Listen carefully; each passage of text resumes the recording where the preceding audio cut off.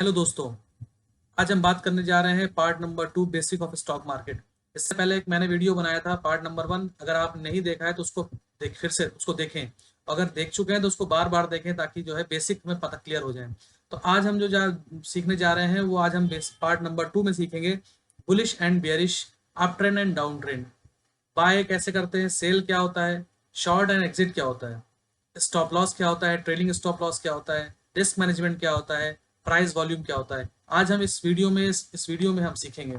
सबसे पहले तो हम बात करेंगे बुलिश एंड बेयरिश की। बुलिश का मतलब क्या है?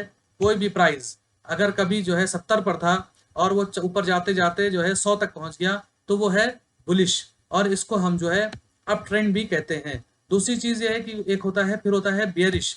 बेयरिश क्या होता है? बेयरिश होता है कोई भी प्राइस था 60 रुपए पर और गिरते गिरते आ गया 20 रुपए पर, तो उसको कहते हैं बेयरिश। और उसको जो है कहते क्या है, उसको डाउन ट्रेंड भी कहते हैं। अब what is buy and what is sell क्या होता है? बेसिक ऑफ स्टॉक मार्केट हम सीख रहे हैं तो हमें बाय एंड सेल भी पता होना चाहिए हमें क्या होता है। तो जो है बाय एंड सेल क्या होता है? मतलब हमको शेयर खरीदना है, इसको बाय कहते हैं, और शेयर्स को बेचना है, उसको सेल कहते हैं। और उसके बाद जैसे बाय किया तो हमारे पास डीमेट अकाउंट में हमारे पास शेयर आ जाते हैं, और जब हम उसको सेल कर देते हैं तो वो जो है हमारे शेयर्स जो हैं हमारे अकाउंट से जो है वो निकल जाते हैं। तो उसके बाद क्या होता है? What is short cell? Short cell क्या होती है? अगर आप स्टॉक मार्केट में नए हैं तो थोड़ा ध्यान दो। मान लेते हैं कोई स्टॉक 100 पर है और लगता है ये नीचे जाएगा, तो पहले लोग शेयर्स को बेच देते हैं। क्या होता है? शायद हमें बात समझ में ना आए, लेकिन बात यही है कि स्टॉक मार्केट में ये पॉसिबल है कि हमारे पास शेयर नहीं है पर इसको हम पहले बेच देंगे। मतलब मुझे अंदाजा है कि ये प्राइस नीचे जाएगा तो मैं इसको पहले बेच दूंगा, शॉर्ट कर दूंगा। मतलब ऊपर 100 रुपए का प्राइस है और मुझे पता है ये 80 पर आ जाएगा, तो मैं क्या करूंगा, इसको पहले बेच दूंगा। जब मैं बेचूंगा और जब वो 80 पर मेरे टारगेट पर आ जाएगा तो मैं इसको फिर से खरीद लूंगा, उसको मैं बाय कर लूंगा। तो इसको कहते हैं शॉर्ट सेल। तो ये जो बीच का मार्जिन होता है 100 और 80 के बीच का जो 20 रुपए का मार्जिन है, ये प्रॉफिट होता है। बट दोस्तों जो है हमें शॉर्ट से कुछ नहीं लेना देना नहीं है, ना मैं शॉर्ट्स करता हूँ और ना मैं किसी को शॉर्ट के लिए रिकमेंड करता हूँ, बल्कि सिर्फ ये एजुकेशनल की पर्पज से बनाया गया वीडियो है।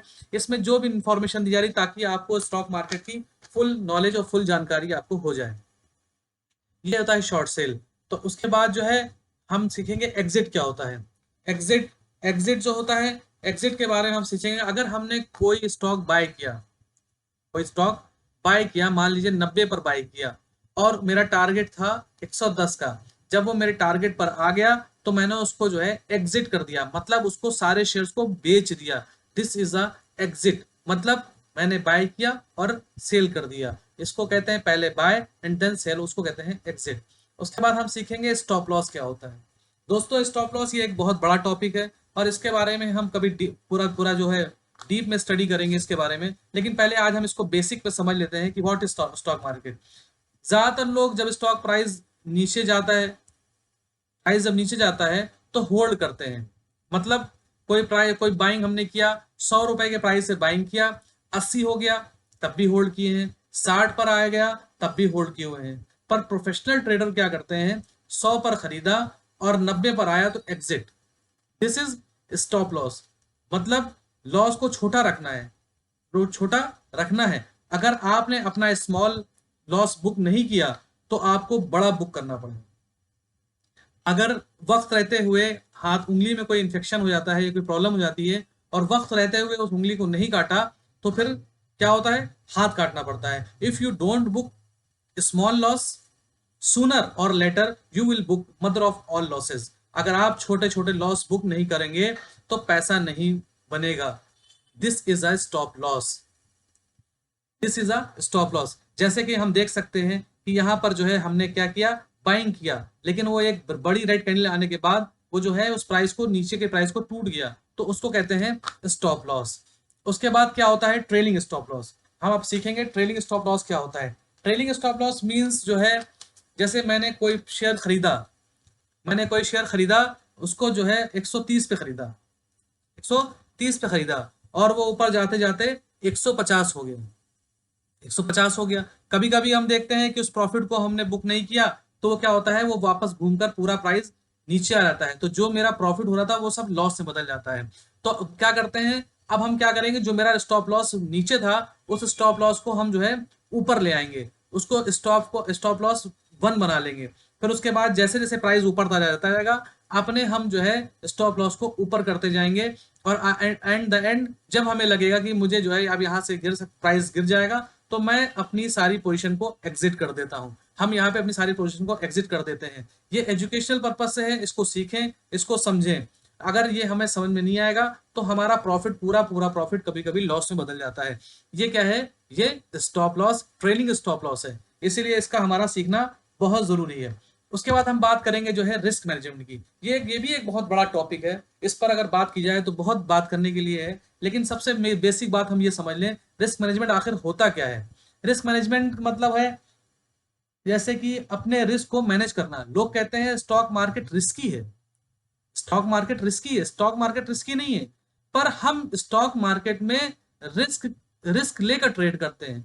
मतलब हम रिस्की नहीं है पर हम रिस्की तरीके से ट्रेड करते हैं। जब मैं देखता हूं तो लोग ट्रेड ले लेते हैं और अपने रिस्क को मैनेज नहीं करते।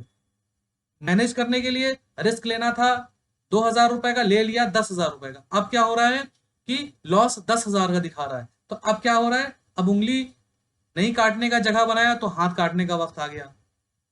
अब हमें पहले ये खरीदना है, मतलब ट्रेड लेने से पहले ही रिस्क को मैनेज करना है। कितने शेयर्स खरीदने हैं, 500 खरीदने हैं या 50 खरीदने हैं, पर ट्रेड में हम कितना रिस्क ले सकते हैं।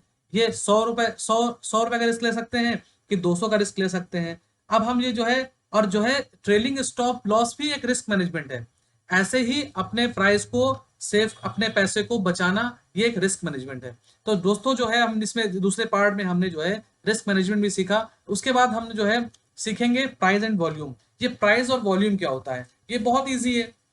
आज हम देखते हैं कि कोई शेयर चल रहा है 610 रुपए पर और वो बंद होते होते 670 पे बंद हो गया। कोई हम देखते हैं कोई शेयर जो है 100 पर था और वो 200 पे हो गया, तो वो पूरे दिन का एक प्राइस है। तो यही एक प्राइस होता है, दैट्स अ प्राइस।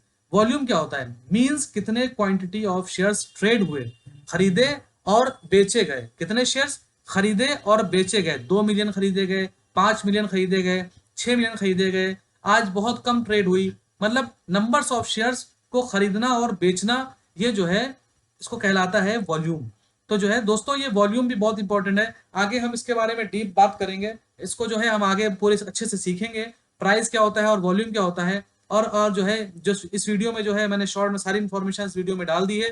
तो आशा करता हूँ दोस्तों आपको ये वीडियो अच्छी लगी होगी, और इस वीडियो को लोगों को फॉरवर्ड करें, लाइक करें, सब्सक्राइब करें और बेल आइकन दबाना ना भूलें ताकि नोटिफिकेशन आप तक पहुंच जाए। Thank you very much.